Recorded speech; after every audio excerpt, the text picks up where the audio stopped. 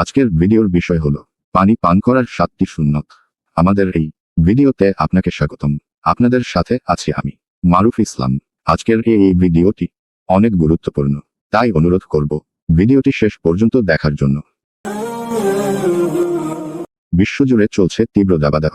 এই তীব্র গরমে সুস্থ থাকতে চিকিৎসকরা পর্যাপ্ত পরিমাণ পানি পান করার পরামর্শ দিচ্ছেন। পানি পান করার সময় ইসলাম কিছু বিষয় লক্ষ্য রাখতে বলেছে, যেন মানুষ পানিবাহিত রোগ থেকে বেঁচে থাকে এবং পানি পান করে পূর্ণ তৃপ্তি লাভ করে। পানি পান করার কয়েকটি সুন্নত হল: 1. পানির পাত্র ব্যবহার করা। রাসূলুল্লাহ সাল্লাল্লাহু আলাইহি ওয়াসাল্লাম পানির উৎস মুখ ডুবিয়ে পানি পান করার পরিবর্তে পানি পাত্রে নিয়ে পান করতে বলেছেন, কেননা পানির উৎস মুখ ডুবিয়ে দিলে রোগ জীবাণু ছড়িয়ে পড়তে পারে। তিনি বলেন, তোমাদের কেউ যেন কুকুরের মতো পানিতে মুখ দিয়ে পান না করে, এক হাতেও যেন পানি পান না করে, যেমন একদল করে থাকে, যাদের প্রতি আল্লাহ তাআলা অসন্তুষ্ট। সুনানে ইবনে মাজাহ হাদিস 3431। অন্য হাদিসে এসেছে, রাসূলুল্লাহ সাল্লাল্লাহু আলাইহি ওয়াসাল্লাম মশকের মুখে মুখ লাগিয়ে পানি পান করতে বারণ করেছেন। রিয়াজুস সালেহিন হাদিস 767। 2. পরিষ্কার পাত্রে পান করা। রাসূলুল্লাহ সাল্লাল্লাহু আলাইহি ওয়াসাল্লাম পানির পাত্র পরিষ্কার পরিচ্ছন্ন করার নির্দেশ দিয়েছেন।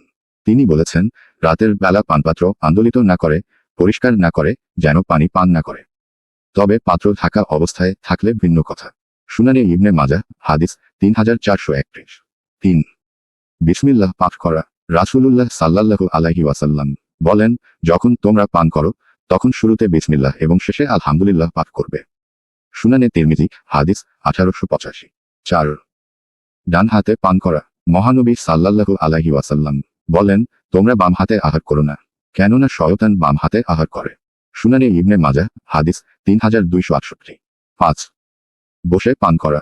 নবীজি সাল্লাল্লাহু আলাইহি ওয়াসাল্লাম দাঁড়ানো, হাঁটা বা শোয়া অবস্থায় পানি পান না করে বসে বসে পানি পান করার নির্দেশ দিয়েছেন। চিকিৎসাবিজ্ঞানীরা বলেন, দাঁড়িয়ে, হেঁটে বা শুয়ে পানি পান করলে শ্বাসনালীতে পানি ঢুকে যাওয়ার ভয় থাকে। আনাস রাদিয়াল্লাহু আনহু থেকে বর্ণিত, রাসূলুল্লাহ সাল্লাল্লাহু আলাইহি ওয়াসাল্লাম দাঁড়িয়ে পানি পান করতে কঠোরভাবে নিষেধ করেছেন। সহিহ মুসলিম হাদিস 2024। 6. 3 শ্বাসে পান করা। রাসূলুল্লাহ সাল্লাল্লাহু আলাইহি ওয়াসাল্লাম বলেছেন, তোমরা এক চুমুকে ওটের মতো পানি পান করো না, বরং 2-3 বার শ্বাস নিয়ে পান করো। সুনানে তিরমিজি হাদিস 1885। 7. গ্লাসে নিঃশ্বাস না ফেলা।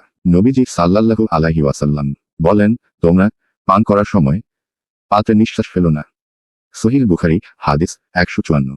আল্লাহ সবাইকে সুন্নত অনুসরণের তৌফিক দান করুন, আমিন। তোমাদের রবের কোন কোন নিয়ামত অস্বীকার করবে?